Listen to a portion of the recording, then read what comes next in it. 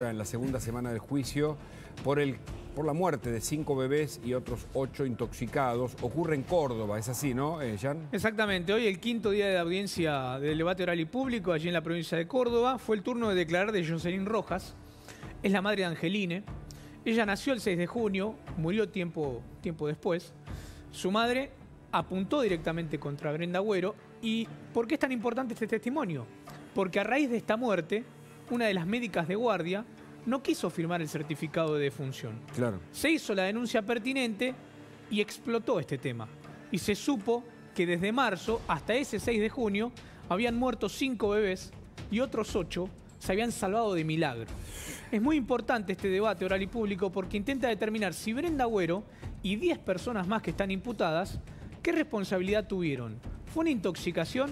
¿Estamos ante una asesina en masa? Bueno, todo eso intentará determinar la justicia en este juicio. Bueno, y vamos a hablar con uno de las personas que más sabe de lo que ocurre, digamos, en la mente, en el pensamiento, en la mente criminal incluso, que es el doctor Enrique de Rosa, que es psiquiatra, es neurólogo y médico legista. ¿Qué tal, Enrique? ¿Cómo le va? Gracias por el contacto. ¿Qué tal, Hugo y equipo? ¿Cómo les va? Gracias a ustedes por llamarme. No lo tenemos confirmado, la justicia está deliberando en el juicio oral y el jurado tendrá la respuesta final. Si Brenda Agüero, más otras 10 personas, pero especialmente la enfermera, mató a estos bebés. Si eso fue así, si hubo una idea de matar a los bebés, ¿por qué está impulsado? ¿La ciencia qué dice sobre este tipo de hechos? En realidad es un terreno, a veces hay que sacarlo del terreno eminentemente o muy separadamente psiquiátrico, psicológico, para entrar en terreno de lo criminológico. Es decir, un crimen no ocurre por un factor. Ajá. Supongamos, a la gente va a estar muy tentada de decir psicópata, psicopatía o una serie de cuestiones.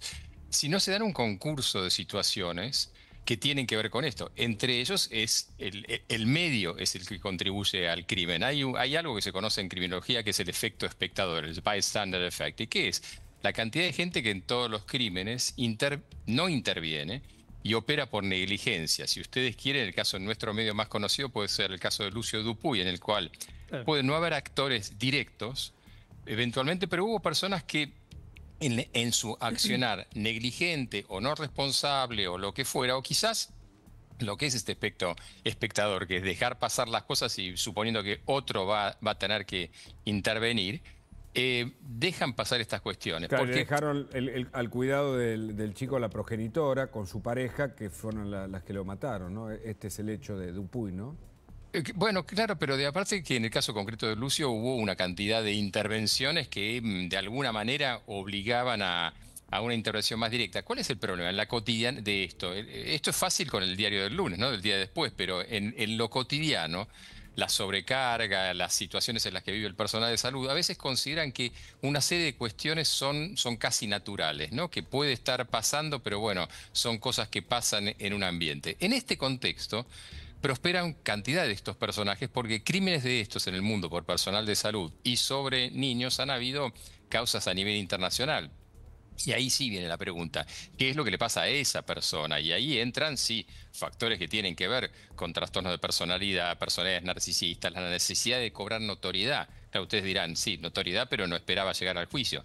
No, claro, pero evidentemente el tener la vida de una persona, así sea un niño, en sus manos, es de un grado de goce perverso muy particular. Entonces, claro, obviamente estamos hablando de personalidades particulares. La otra cuestión es el famoso, o el conocido como síndrome de Munchausen.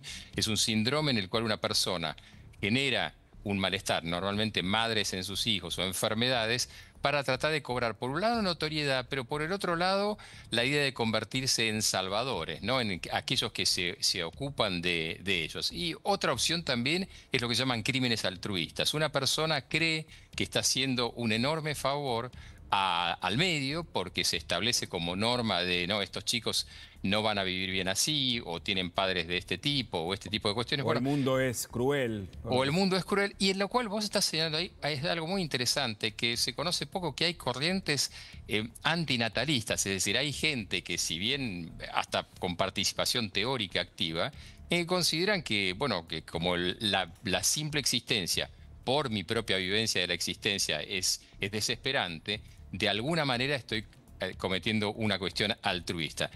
Obviamente en todo este contexto hay que hacer un profundo análisis de ella, psicológico y psiquiátrico, pero aparte contextual, es decir, cómo fue que tuvo acceso. Claro.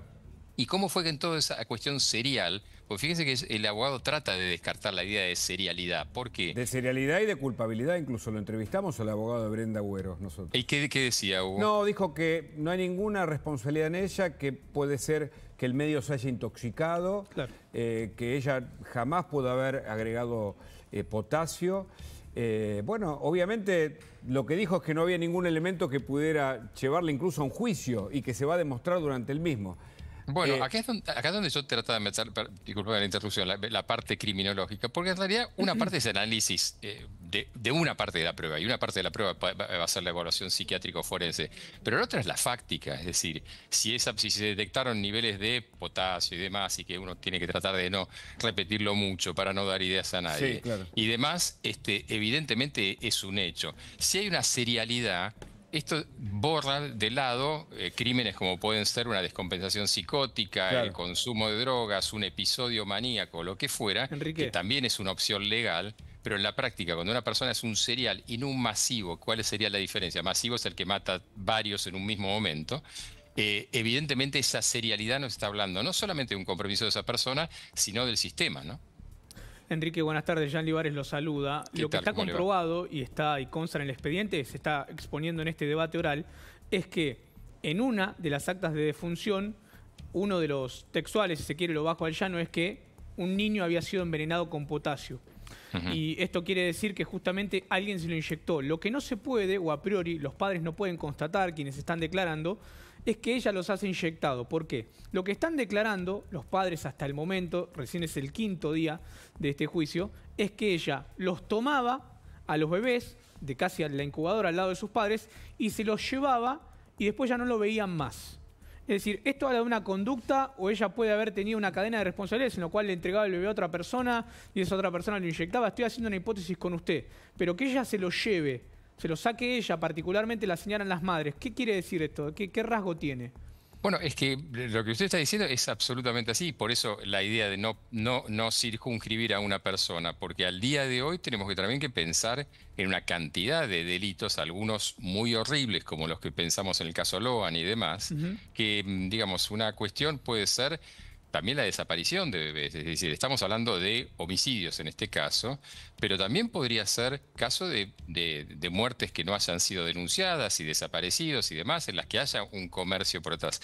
Hay tantas cosas alrededor del tráfico infantil y el tráfico de órganos, si se me permite meter ese tema en este momento, que todas estas hipótesis son necesarias. Lo real es que no llega un contenido de potasio o de lo que fuera exagerado al torrente sanguíneo de un niño porque sí. Claro. Es interesantísimo escucharlo, doctor, porque la pregunta que viene a continuación es, ¿qué pasa en la mente de un asesino? Quiero escuchar primero a una mamá y luego está planteada la pregunta para ver si hay alguna respuesta y si esto efectivamente ocurrió en este hecho. A ver qué decía la madre. Yo en ese momento solo pido justicia, que por la muerte de mi bebé haya justicia, que se haga justicia. Yo lo único que pido acá en estos momentos es justicia. Hoy conté mi verdad y más que la verdad, nada más, y quiero que se haga justicia por todos los bebés asesinados. Lo mataron de forma cruel, bebés inocentes, no merecían morir. Le arrebataron la vida, no tuvieron ni un día de vida, pero me lo arrebataron. Arrebataron bebés que no deberían morir. Yo pido, por favor, que se haga justicia, que las personas que entren en razón, que este tipo de situación denuncien, que no debería quedarse así, que no debería quedarse impune, que no deberían de quedarse callados, así como nosotros nos hicieron creer de que nada pasaba, pero cuando estaba pasando tantas cosas. Y es un dolor grande, nos destrozaron la vida, vivimos ahora con ese dolor. Yo el día de hoy pedí que ella estuviera en la sala porque yo quería encararla, así que yo la reconocí y fue ella la que se llevó. ¿Qué hizo Brenda Agüero con tu hijo? ¿Qué recordás de eso? Se la llevó más, no sé. Hay gente que la pinchó también, ¿no? Que hizo un pinchacito en el brazo, puede ser. Ella fue que le pellizcó. Más allá, bueno, yo no quisiera más dar detalles. Muy impresionante, ¿eh? Enrique, en nuestro oficio, a nosotros nos toca entrevistar asesinos, literalmente. Claro. Y yo recuerdo a uno en particular, y por eso quiero preguntarle, de aquellos 12 apóstoles, ¿no? Que se ven escapados. Sí. Y él me contó la primera vez que mató, que le había robado el arma a su padre. Bueno, no voy a contar detalles. Y le digo, ¿pero cuál fue la experiencia después? Me sentí poderoso. Algo me pasó cuando disparé. Es que, a ver, Hugo, esto, digamos, porque matar a un bebé no tiene ningún sentido, ¿no? O sea, matar a nadie tiene sentido, pero especialmente a alguien tan frágil. Indefenso. E indefenso. ahora, yo lo plantearía, y permítaseme la metáfora. Cuando uno hace boxeo o alguien hace artes marciales, claramente está pensando que, si bien, aunque sea extremadamente cruel, está jugando un juego con reglas, pero asume que esas reglas implican la violencia, pero que asumen un grupo de reglas. Cuando una persona todos sabemos que ese mismo golpe podría matar a una persona. ¿Por qué es la diferencia entre una pelea callejera en la que muere un Fernando Báez Sosa o un ataque callejero en el que muere Fernando Báez Sosa y Tyson? Porque en realidad el grave tema es que esa persona, vos estás generando, en un caso emblemático, el de 12 apóstoles, algo que yo conocí hace muchísimos años en Colombia con el tema de la Virgen de los Sicarios. ¿Y cuál era la historia? Que en definitiva el sujeto empieza a perder, por un lado, tiene un corte de freno moral, tiene una ambigüedad moral, llamaba un psicólogo forense bastante conocido, o muy conocido a nivel mundial, y en esa ambigüedad moral el sujeto empieza a obtener el rédito gozoso, perverso por supuesto, del poder que le da la vida, el control de la vida humana del otro. Ustedes dirán, pero claro, y acá viene lo de la metáfora. Claro, pero no se da cuenta que es esto, y ese es el tema. Estamos tratando de entender algo desde una normalidad neurótica, la llamamos nosotros, desde un contacto con la realidad, cuando esa persona ha entrado en una realidad paralela, y cuando, hablando, como vos decías, con quienes incitan, yo en su momento, ¿por qué hacían estos crímenes? Para la historia, para la gente que no lo sabe, la historia de la Virgen de los Sicarios es salir a matar a alguien que fuese claramente, que no fuese de una fuerza de seguridad o algo, porque ese bautismo de fuego les daba una orgía asesina, les daba un goce, un poder a sujetos muy, muy desempoderados, se diría hoy. Y a partir de ese goce, esa persona adquiere un poder un poder obviamente... ¿Esto se detecta en un peritaje, Enrique? ¿Es posible? Sí. Obviamente no importa que esa persona diga o no diga algo, y en general por eso los peritajes no son una entrevista, sino que es una secuencia.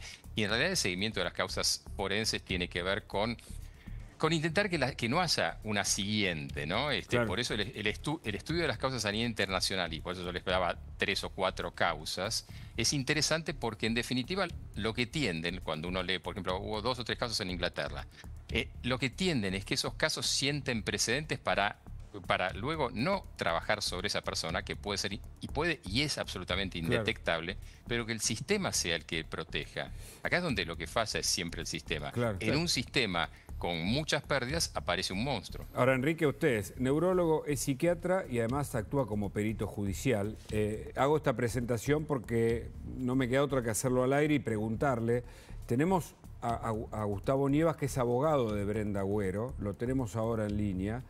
También le pregunto a Gustavo si podemos participar todos de la conversación, y el que no esté de acuerdo, por supuesto, no lo hacemos, pero me parece importante a esta altura, en un caso de dimensión tan importante para la opinión pública, intentar conversar, si es posible. ¿Qué tal, Gustavo? ¿Cómo le va?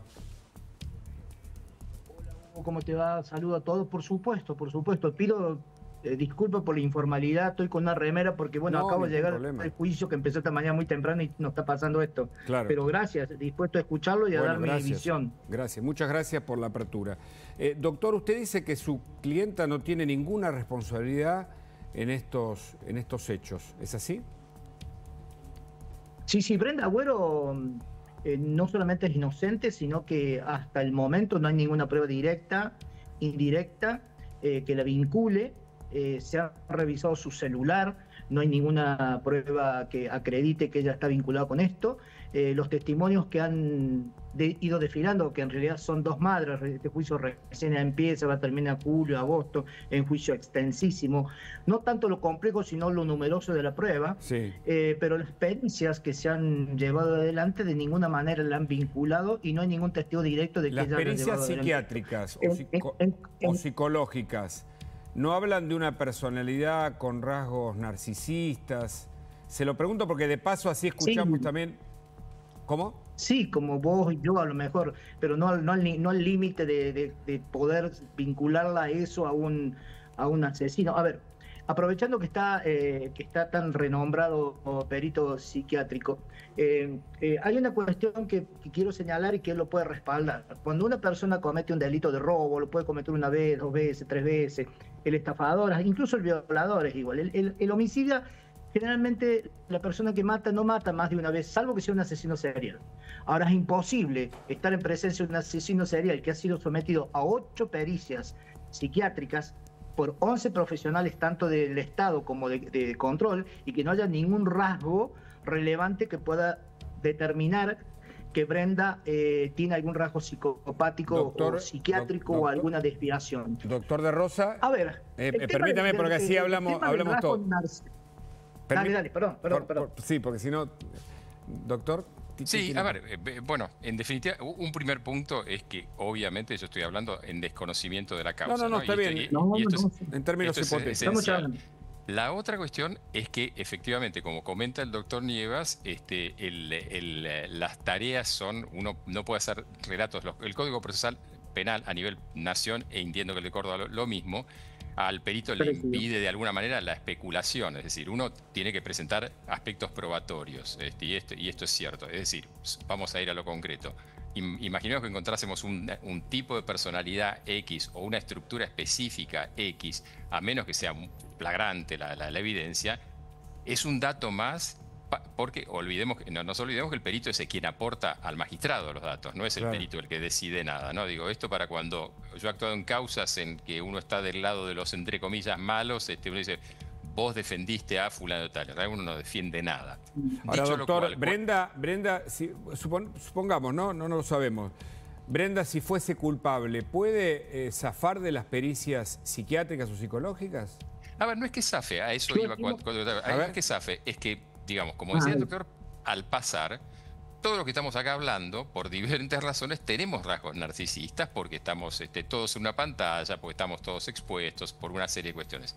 El tema concreto, y esto pasó en el caso, si ustedes quieren, en el caso del Hospital Garrahan y demás, en el que, de golpe, yo que me dedico bastante al tema de abuso sexual infantil, se me preguntó, bueno, pero usted tiene elementos a veces de estas imágenes.